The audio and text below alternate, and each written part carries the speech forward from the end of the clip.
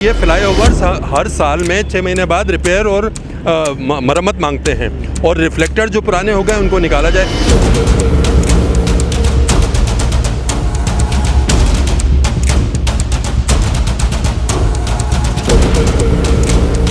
देखिए, मैं आपको सीधी सी बात बता दूं, डीआईजी साहब ने, एसएसपी साहब ने, अनिला राजपूत साहिबा ने अपनी ट्रैफिक पुलिस को फ्री हैंड दिया हुआ है। अब अगर कोई कोताही हो रही है तो वो डीएसपी लतीफ़ाबाद की तरफ से हो रही है और उसके एहलकारों की तरफ से हो रही है।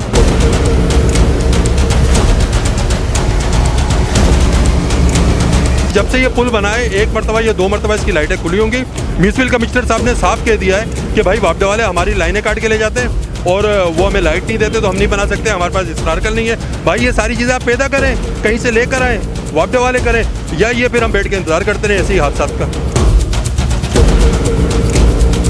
जानी नुकसान हो रहा है, ख़ासकर नौजवान इसमें हादसात में जहाँ बाग होते हैं, तो इसका हल क्या है?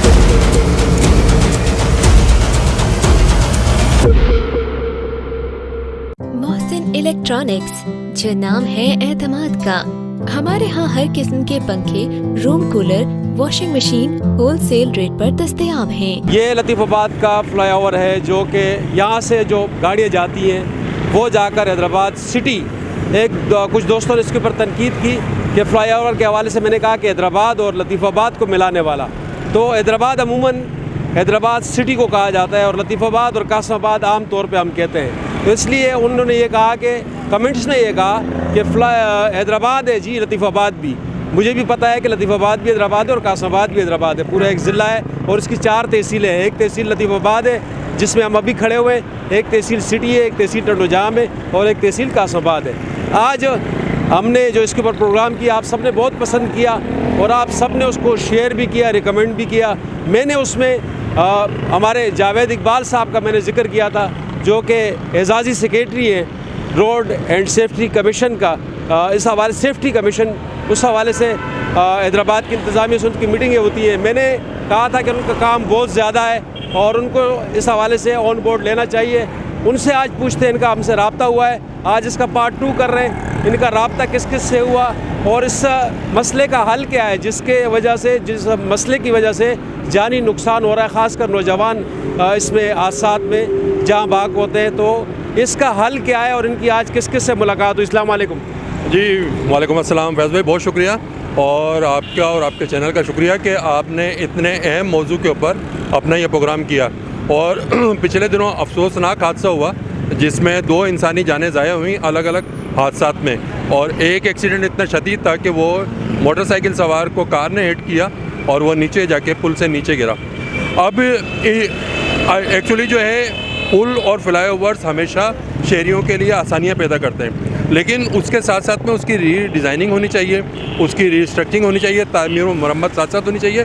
और अगर उसमें कोई गलती और कोताही हो रही हो तो इंतज़ामिया उसको दुरुस्त करे।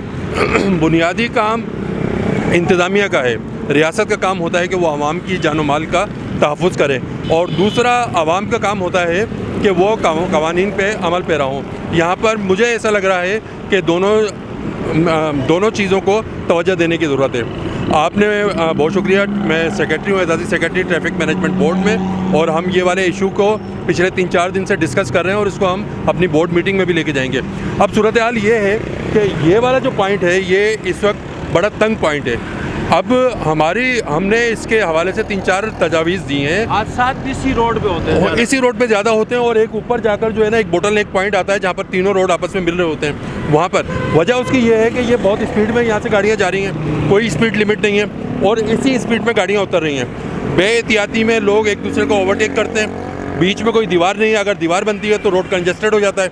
उस दीवार न होने की वजह से गाड़ियाँ आपस में टकरा जाती हैं और जानलेवा हादसात हो जाते हैं। तो हमारी तजवीज़ ये है कि इस रोड के बीच में देखें, आपको रिफ्लेक्टर नज़र नहीं आ रहे होंगे। सबसे पहले इंतज़ामिया को चाहिए कि इसके दरमियान में रिफ्लेक्टर्स लगाए जाएं ताकि लोगों को एक डिवाइड वाली सूरत हाल पे दो। प्रोग्राम में मैंने यही तस्करा किया था कि यहाँ पे रिफ्लेक्टर्स नहीं है, जैसे मैंने आम अल्फाज में कहा था, चमकती पट्टी जो हाँ बिल्कुल, एक तो इस पर रिफ्लेक्टर्स लगने चाहिए। दूसरे, इस पूरे पुल के ऊपर जहाँ पे भी स्पीड तेज़ होती है वहाँ पर रोड के दरमियान में भी रिफ्लेक्टर्स लगे जो स्पीड ब्रेकर का काम करें। इसके साथ साथ में इस पुल के ऊपर जो है ट्रैफिक साइन बोर्ड लगने चाहिए और स्पीड लिमिट का बोर्ड लगे कि 30 की स्पीड से 40 की स्पीड से ज़्यादा यहाँ पर नहीं चल सकते। यहाँ पर आप देखिए लोग 80 की स्पीड में जा रहे हैं, 100 की स्पीड में जा रहे हैं, मोटरवे पे नहीं चलते, उस स्पीड में जा रहे हैं। फिर इस रोड पे नाकिस इंतज़ाम है लाइटों का। जब मैंने बल्दिया से बात की तो म्यूनसिपल कमिश्नर ने कहा कि जी वापडा वाले हमारी लाइनें काट के चले जाते हैं और केबल निकाल के लेके चले जाते हैं और काफ़ी अर्सा हो गया हमने इसके ऊपर तवज्जो नहीं दी। अच्छा कलामी माफ, ये जो आपने स्ट्रीट लाइट की बात की है, हाँ। जो जितने भी फ्लाई ओवर्स हैं, हाँ। कासमाबाद सिटी, मीरपुर खास वाला और हैदराबाद सिटी में जो फ्लाई ओवर है, जी। इनकी सबकी लाइटें नहीं जलती। हाँ बिल्कुल, तो इसके ऊपर तवज्जो देनी चाहिए। भाई ये कौन सी ऐसी रॉकेट साइंस है? आप वापडा की मीटिंग कॉल करें जिसमें हमारे कमिश्नर साहब हों, डिप्टी कमिश्नर साहब हों और वापडा के अफसरान हों, बल्दिया के अफसरान मौजूद हों और जो इस जिम्मेदार है। दूसरा इसके ऊपर रिफ्लेक्टर्स लगे, रिफ्लेक्टर टेप लगाई जाए, ट्रैफिक के साइन बोर्ड्स लगाए जाएँ, ट्रैफिक एहलकार खड़े किए जाएँ जो लोगों को ट्रैफिक कवानीन की पाबंदी कराएं और लोगों को, हमारी आवाम को भी समझना चाहिए कि वो खुदारा अपनी जानों के साथ मत खेलें, कानून का एहतराम करें, वन वे को ना तोड़ें, वन वे को ना तोड़ें, ओवर स्पीडिंग ना करें। ये कोई स्पीडिंग करने की जगह है। इस पे हर महीना बाद किसी की टांग टूट जाती है, किसी का हादसा हो जाता है। इसके साथ साथ इंतज़ामिया को चाहिए कि इसकी रीडिज़ाइनिंग के ऊपर तवज्जो दें, री इंजीनियरिंग के ऊपर तवज्जो दें। ना सिर्फ इस ब्रिज की, ये तो सबसे मसरूफ़ तरीन ब्रिज है, बल्कि हैदराबाद के जो दूसरे ओवरहेड हैं, दूसरे फ्लाई ओवर्स हैं, उनके ऊपर भी इंतज़ामिया को तवज्जो देनी चाहिए और मिलजुल के काम करना चाहिए। इस वक्त हैदराबाद शहर की खुशकिस्मती ये है कि DIG साहब भी ट्रैफिक के ऊपर तवज्जो दे रहे हैं, SSP साहब भी दे रहे हैं, हमारे ट्रैफिक मैनेजमेंट बोर्ड के चेयरमैन हैं, डिप्टी कमिश्नर साहब वो तवज्जो दे रहे हैं। मैं आपके प्रोग्राम के तवज्जुह से एक मरतबा फिर उनसे दरख्वास्त करूँगा। आज मैंने बहुत सारे अखबारात में भी traffic and road safety foundation की जानिब से लिखा है, आपके प्रोग्राम के ज़रिए भी मैं उनसे रिक्वेस्ट करूँगा कि खुदारा इस पर विज़िट करें। दूसरा, हमारे अवामी नुमाइंदों से मैं रिक्वेस्ट करूँगा कि भाई आएँ, इस पर इतना बड़ा हादसा हो गया है, 2 इंसानी जानें जा चुकी हैं और आप इसको विज़िट तो करें। हम हो सकता है कि कुछ गलत या कम तजावीज़ बता रहे हो, आप ज़्यादा तजावीज़ बता सकते हैं। एडमिनिस्ट्रेटर साहब निकलें अपने ऑफिस में से, म्यूनसिपल कमिश्नर साहब निकलें, इंतज़ामिया के दूसरे अफसरान निकलें और वो आके विज़िट तो करें। जब हम देखेंगे ही नहीं, हम अपने मसाइल के ऊपर हमें नहीं पता होगा तो हम कैसे उसको सही करेंगे। और रमज़ान में इन सब ने मिलकर, जिनके मैंने नाम लिए, इन सब ने बहुत अच्छा रिस्पांस दिया, बहुत अच्छा काम किया और खुदारा इसी तसलसल को जारी रखने की ज़रूरत है। इस मसले का क्या हाल है? यही है कि रिफ्लेक्टर सर, इसके मैंने आपको 4-5 तजावीज़ दी हैं। एक तो इसके ऊपर अगर सेंटर वाल बन सकती है तो सेंटर वाल बनाई जाए, अगर नहीं बन सकती तो फिर इसके दरमियान में ऊपर से लेकर नीचे तक रिफ्लेक्टर्स के ज़रिए इसको डिवाइड किया जाए। तीसरी चीज़, स्पीड ब्रेकर बनाया जाए रिफ्लेक्टर के ज़रिए ताकि लोगों की स्पीड कम हो। चौथी चीज़, इसके ऊपर ट्रैफिक के साइन बोर्ड लगाए जाएँ। पाँचवीं, इस पर रोशनी का इंतज़ाम किया जाए। छठी चीज़, इस पर ट्रैफिक एहलकार और पुलिस एहलकार तैनात किए जाएँ और रात दिन तैनात किए जाएँ ताकि उन औकात में भी हादसा रुकें जहाँ पर हमारी इंतज़ामिया नहीं होती। तो ये मिलजुल कर ये सारे इस मसले का हल निकल सकता है, वरना ये हादसा होते रहेंगे और हम ये इसी तरह के प्रोग्राम करते रहेंगे।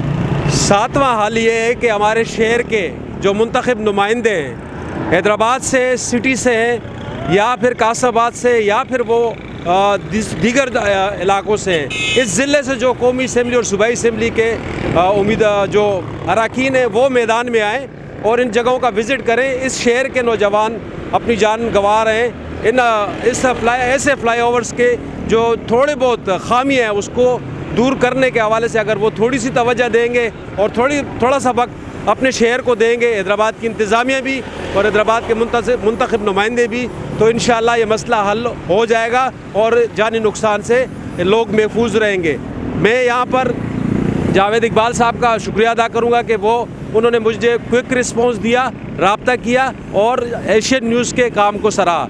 एशियन न्यूज़, हैदराबाद की आवाज़। देखते रहिए एशियन न्यूज़। मोहसिन इलेक्ट्रॉनिक्स, जो नाम है एतमाद का।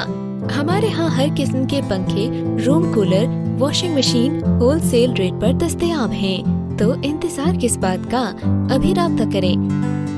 Chief executive Tashfeen Memon, number 0322 3131 811, address Khaleeq Shewani shopping centre, Chhotki Ghitti, Hyderabad.